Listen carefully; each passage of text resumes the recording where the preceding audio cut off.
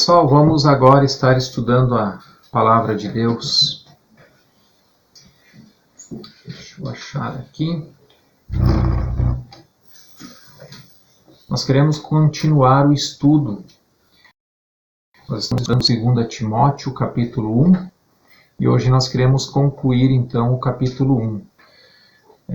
1 Timóteo 1, 11 ao 18. Nós queremos tirar algumas lições rapidinho, depois nós queremos estar orando também.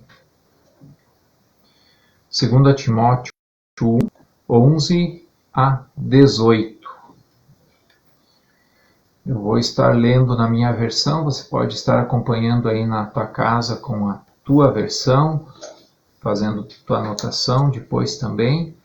E lembrando, se tiver alguma dúvida, você pode perguntar aí nos comentários. 2 Timóteo 1, 11 a 18.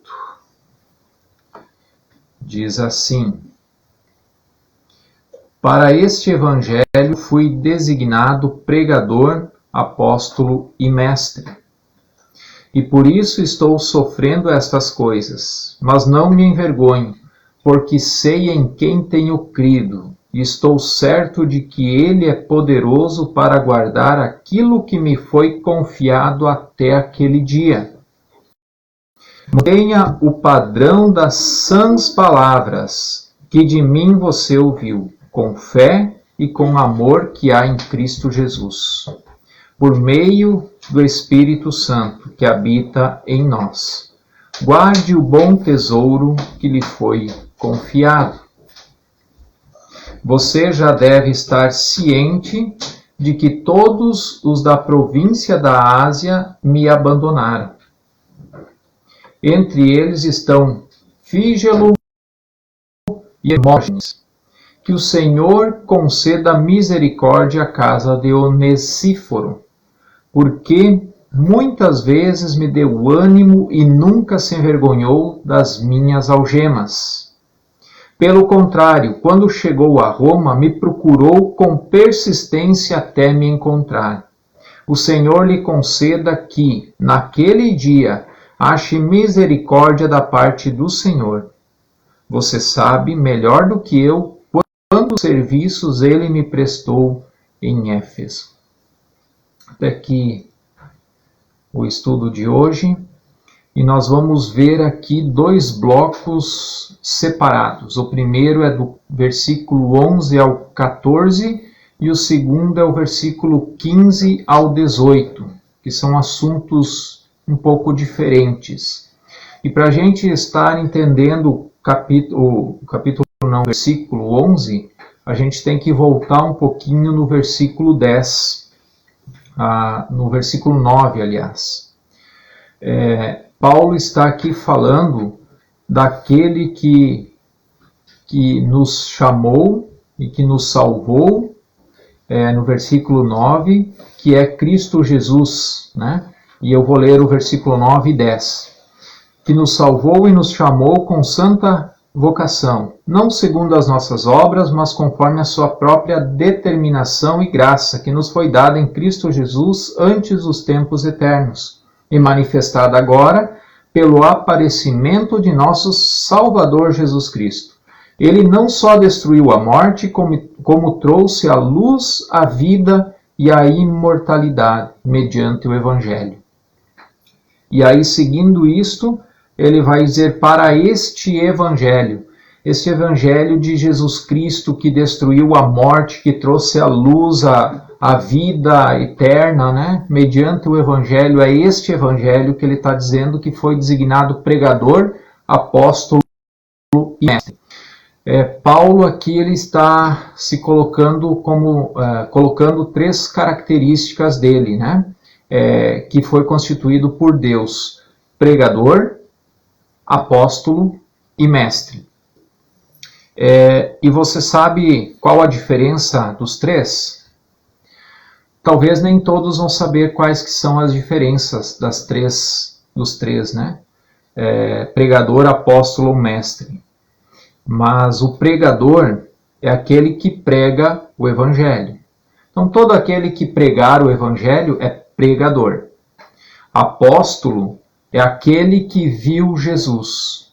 E Paulo mesmo, ele se considera o último dos apóstolos, o derradeiro apóstolo, o menor deles, porque ele nem se considera muitas vezes apóstolo, porque ele perseguia a igreja, né? E Paulo foi o último apóstolo que se teve. Depois dele, ninguém mais ganhou o título de apóstolo, porque ninguém mais viu a Cristo. Foram só os discípulos e Paulo. E mestre é aquele que ensina. Tem o dom de ensino. Nem todo mestre é pregador. O apóstolo a gente deixa de lado porque não existe hoje nos nossos dias apóstolo, né? As pessoas podem até se auto-intitular apóstolos, mas de fato não o são, porque eles não viram de fato a Cristo. Então ficamos só com o pregador e mestre. Nem todo mestre, nem todo aquele que ensina, prega. Mas todo aquele que prega precisa ensinar. Não sei se deu para perceber a diferença. Tem pessoas que eles podem ensinar a palavra de Deus. E tem um ministério muito importante dentro da igreja, né? Ensinar no cultinho infantil, nos jovens, adolescentes, juniores, né? EBD. Nós ainda não temos EBD, espero que no futuro a gente possa ter uma classe de EBD, né? E aí tem os professores que ensinam. Mas nem todos os mestres são pregadores. Nem todos pregam o evangelho. Mas todo aquele que prega o evangelho, ele precisa saber ensinar também. Porque não basta só pregar, eu preciso ensinar as pessoas. As pessoas precisam entender o que é o evangelho e como aplicá-lo em suas vidas, né? Então, essa é a dica para quando vocês forem encontrar um novo pastor. Ele não deve só pregar, mas ele deve também ensinar. No versículo 12, tem um versículo muito conhecido que virou até refrão de um hino que nós conhecemos, né? Porque sei em quem tenho crido e estou certo que é poderoso para guardar bem o meu tesouro até o dia final, né? O refrão do hino. E aqui Paulo vai dizer justamente isso. Eu não me envergonho do evangelho por ser pregador, por ser apóstolo, por ser mestre. Por quê? Porque eu sei em quem eu tenho crido. Aí a pergunta que fica é: você de fato conhece Jesus? Paulo estava preso em Roma no final da sua vida quando ele escreve essa carta. Ele já tinha passado por açoites, apedrejamento, naufrágio, ele passou poucas e boas, ele sofreu bastante, ele foi preso várias vezes, aqui ele está velho, já no final da sua vida em Roma, preso com algemas, algemado, mas ele diz assim: eu não me envergonho de nada disso, porque eu sei em quem eu tenho crido, eu sei quem é Jesus.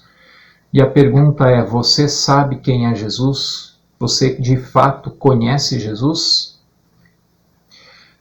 E aí Paulo continua dizendo: ele é poderoso para cumprir a sua promessa, e Deus tem guardado para cada crente uma recompensa.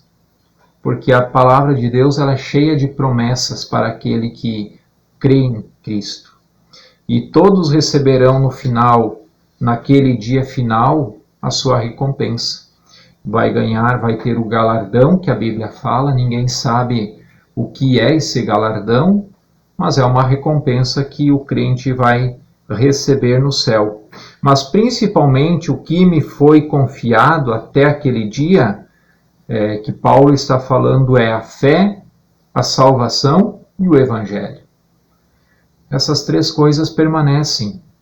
Um pouco mais à frente, aqui em 2 Timóteo capítulo 4, Paulo vai dizer assim: olha, o meu tempo já está acabando, o meu corpo já está sendo entregue por sacrifício vivo, mas eu combati o bom combate, eu segui, cumpri a minha carreira, mas guardei a fé.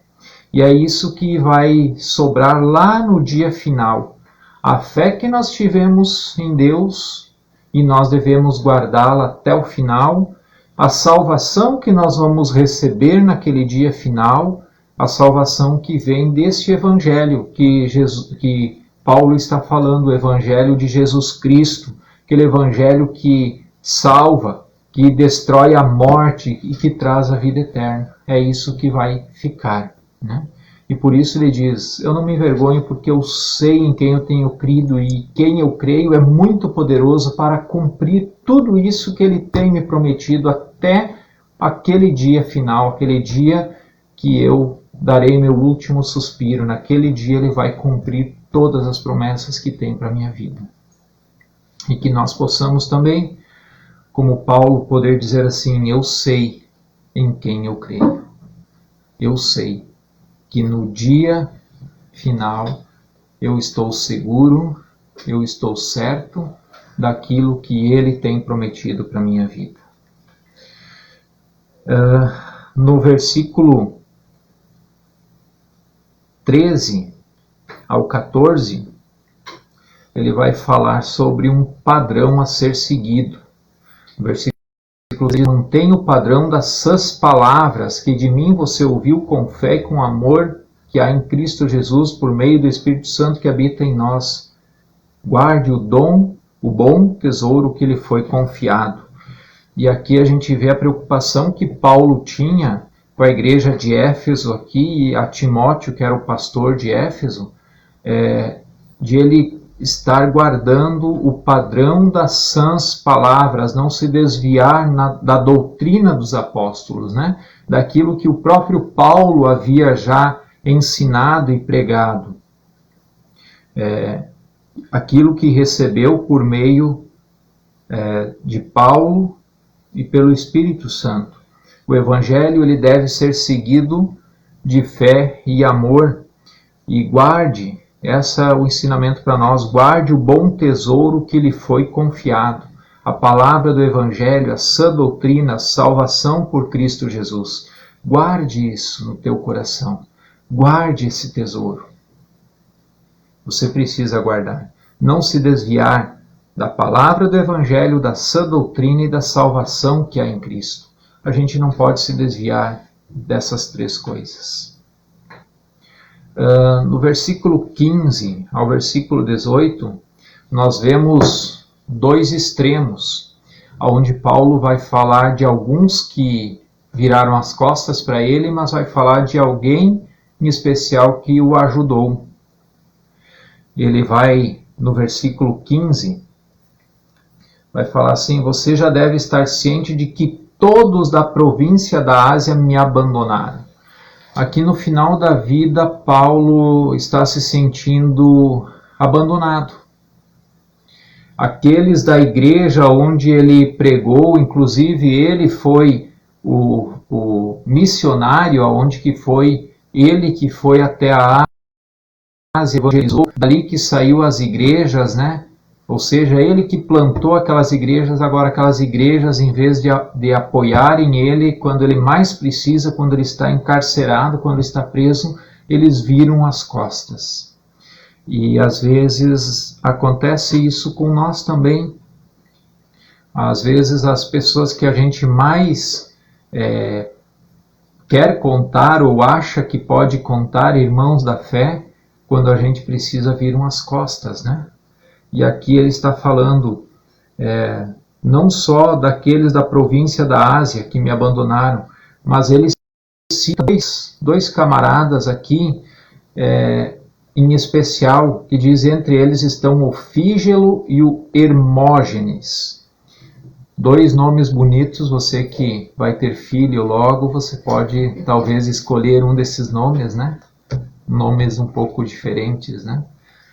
Mas aqui Paulo parece que lembra desses dois porque deve ter acontecido alguma coisa, não só virarem as costas, mas alguma coisa que talvez o machucou no passado. E ele fala justamente no nome desses dois.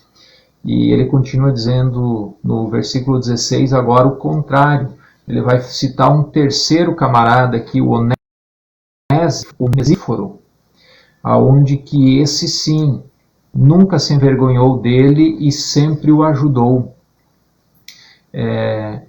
E vai falar que quando foi a Roma, procurou com persistência até encontrar Paulo, porque ele queria estar ali com Paulo, e Paulo roga então a Deus para que tenha misericórdia dele, porque ele ajudou muito a Paulo, né?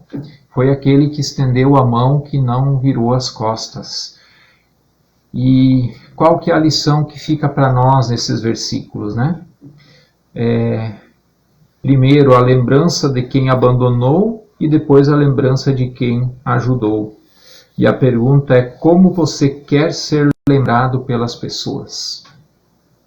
Você quer ser lembrado como aquela pessoa que está na lista daqueles que viraram as costas? Ou você quer estar na lista daqueles que alguém vai lembrar e dizer assim: aquela pessoa me ajudou quando eu mais precisei? Em qual lado você quer estar? Está nas tuas mãos. Só você pode não só escolher. Não adianta também eu escolher, não, eu quero ser lembrado por aquele que sempre ajudou as pessoas, né? Mas nunca faz nada pelas pessoas. Aí também não resolve, né? Então, não é só uma decisão, mas envolve ação. Como você quer ser lembrado pelas pessoas? Fica aí a bola com você. Que Deus te abençoe, que Deus me abençoe também, e que esse último versículo seja uma oração para nós, né? Que o Senhor nos conceda naquele dia misericórdia da parte dele, para mim e para você. Amém?